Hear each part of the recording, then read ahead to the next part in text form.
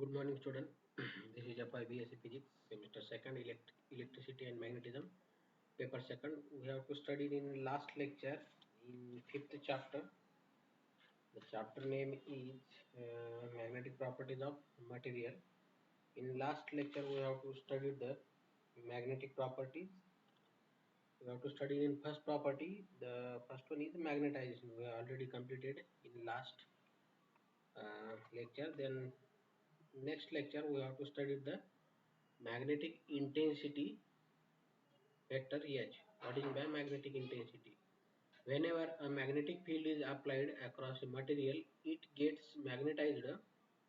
The actual magnetic field inside it is sum of magnetic field applied and the intensity due to magnetization.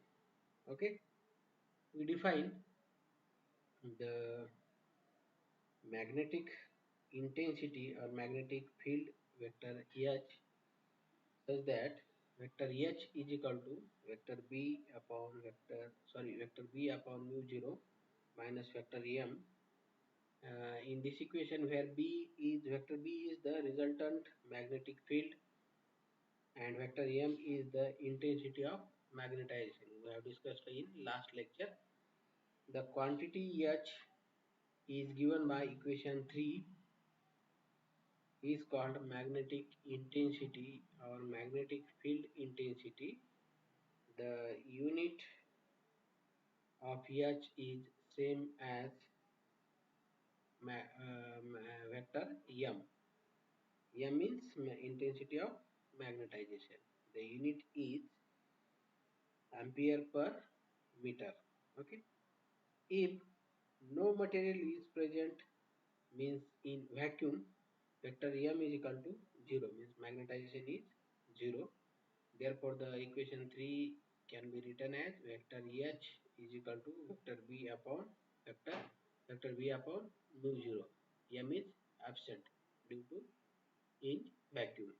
Whenever the end effect of magnetized material are neglected, the magnetic field intensity due to magnetization is 0.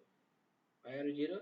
Because of the magnetic field put in vacuum. That's why it is 0.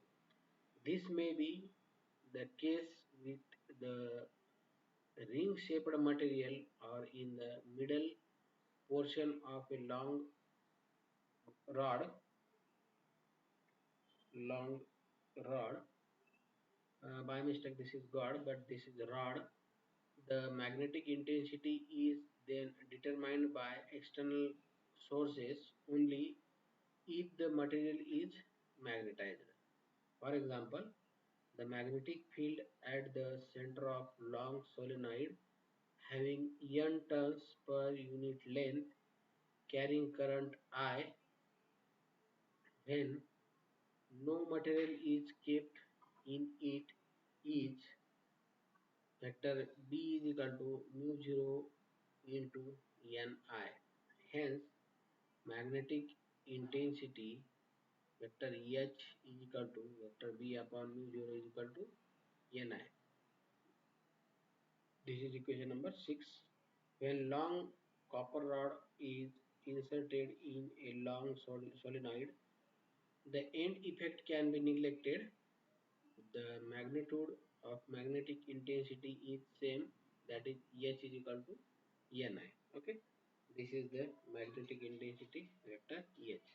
Now we have to discuss the next article in magnetic induction.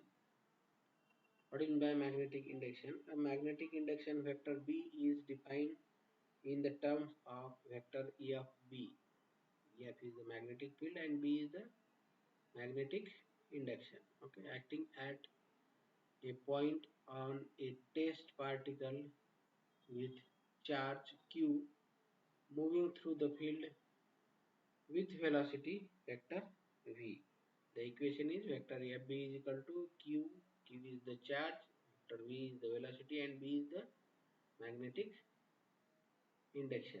Unit b is Tesla and denoted by capital T. The 1 Tesla is equal to Unit of the 1 Tesla is equal to 1 Newton per ampere meter is equal to 10 raised to power 4 Gauss. This is the unit of vector B. Magnetic field can be created by number of ways. All of these ways are based on three elementary ways to create B. These are: first one is electric current, that is moving charges, second one is magnetic dipole, and third one is changing electric field. All moving charges produces magnetic field. All moving charges produces a magnetic field. The magnetic field is generated by a steady current. Okay. For example, vector B through a wire is described by the Biot-Savart law. This is the consequence of Ampere's law. The magnetic field due to permanent magnet is well known. The magnetic field in this case is due to magnetic dipole. The third known source of magnetic field generates electric field. So, does a charging electric field generates a magnetic field? This is the magnetic induction.